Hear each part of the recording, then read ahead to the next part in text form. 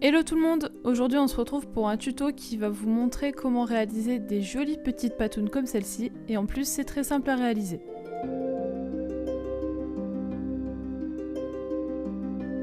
Alors déjà j'ai acheté des escarpins d'occasion avec plateforme pour garder le confort des chaussures, parce que oui, comme on va se balader sur la pointe des pieds pendant tout le temps du port du costume, faut y penser, et clairement c'est pas les tongs que tu portes en été. Alors ceux que j'avais, ils étaient ouverts sur le bout, donc juste pour fermer, j'ai collé un petit bout de mousse et on n'en parle plus.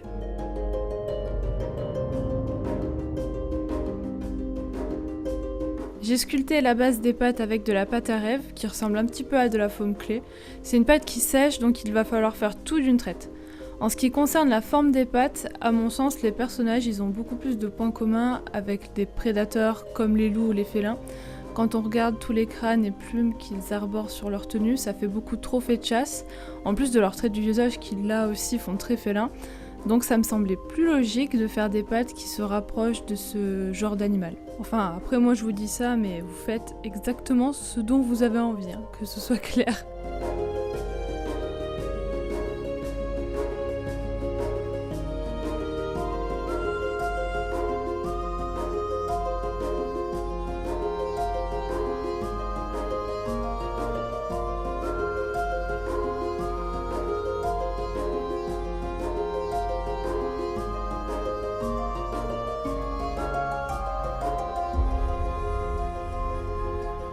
Une fois que c'est fini et sec, je vais venir renforcer le tout avec du Worbla. Moi j'avais que du Worbla noir, donc c'est ce que j'ai pris, mais vous pouvez prendre n'importe quel Worbla. Il faut juste veiller à prendre son temps pour gérer plus facilement les pliures et les déchirures du Worbla.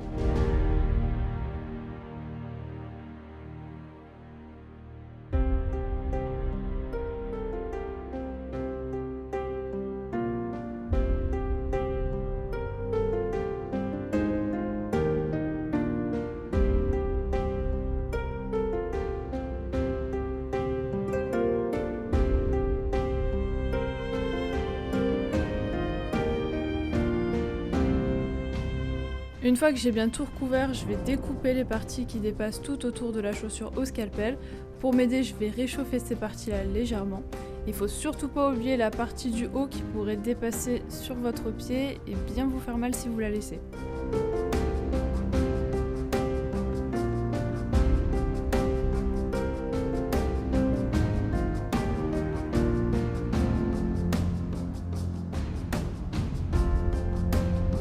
Ensuite, on dit au revoir aux talons. Je les ai découpés en alternant ma Dremel avec un disque découpe métal et une scie à main spéciale métaux.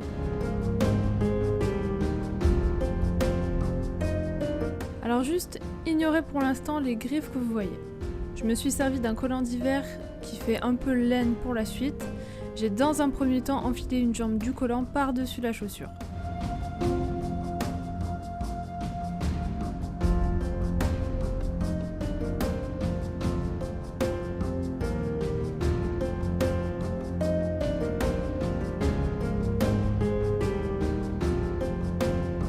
J'ai ensuite pris de la colle néoprène ou de la colle contact. J'ai retroussé le collant jusqu'à pouvoir atteindre l'espace entre les orteils avec un coton-tige et j'ai badigeonné de colle sans en mettre trop pour éviter que ça traverse le tissu.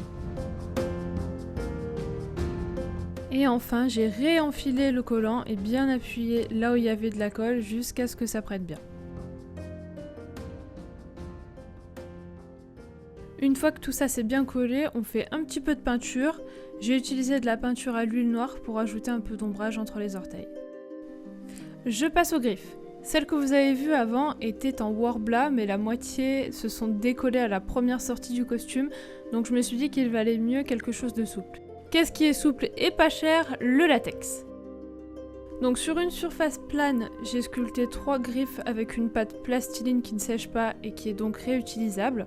Et vu que c'est une surface relativement petite, j'ai fait le coffrage en collant à la colle chaude des morceaux de carton plume. Il faut bien combler tous les espaces avec la colle chaude.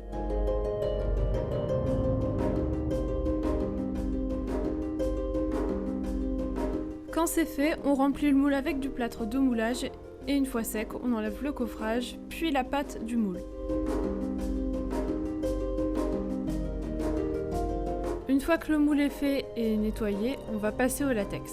Alors je vais tout simplement mettre une petite quantité dans chaque trou et je vais répartir le latex en tournant le moule un peu dans tous les sens jusqu'à ce que le latex commence à sécher. À ce moment-là, je peux poser le moule et le laisser sécher tranquillement. Pour la première couche, je vous conseille quand même de la faire fine et de l'étaler au pinceau pour être sûr d'avoir recouvert toute la surface et de faire les trous un par un. Je dois avoir fait 3-4 couches. Une fois que c'est assez épais, je commence à retirer doucement le latex en commençant par le haut.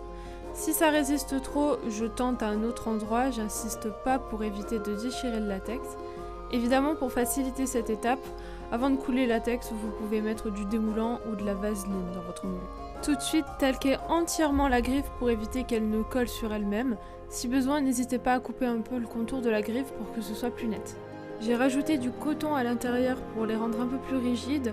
En fait, j'avais peur que si jamais j'en écrasais une, elle resterait un peu ratatinée et j'ai constaté plus tard que j'avais eu une bonne idée. Une fois rempli, je rajoute du latex pour fermer la griffe sur le coton. Pour coller les griffes sur le tissu, j'ai juste remis encore du latex sur la base de la griffe, j'ai placé la griffe et j'ai maintenu le temps que le latex prenne. Niveau peinture, j'ai eu recours à une alternative que j'avais chez moi, de la colle ProZ. Alors c'est une colle qui sert à la base pour coller des prothèses FX assez fortes. Je l'ai mélangée avec de la peinture acrylique et la colle est censée faire en sorte que la peinture ne craque pas. Sinon, il vous faudra une peinture spéciale latex, la plus connue reste la Pax. À voir ce que ça donne avec du dip ou du FlexiPaint. Si vous avez testé, j'aimerais beaucoup savoir ce que ça a donné. Et voilà ce que ça donne.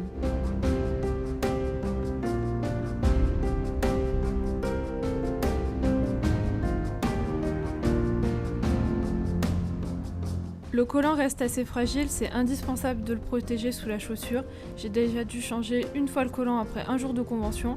J'ai trouvé un tapis de bain assez fin chez Action, donc j'ai découpé la forme de ma semelle dedans et je l'ai carrément cloué pour que ça bouge pas.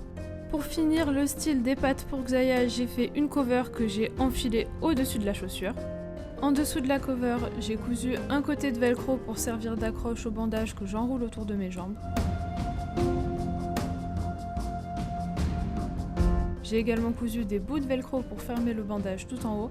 La fin du bandage passe sous le dernier tour et se fixe en dessous.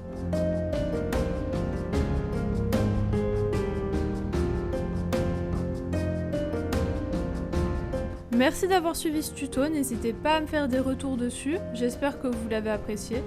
N'hésitez pas non plus à me suivre sur mes réseaux sociaux pour suivre tous mes projets et mes avancements sur mes costumes. À la prochaine!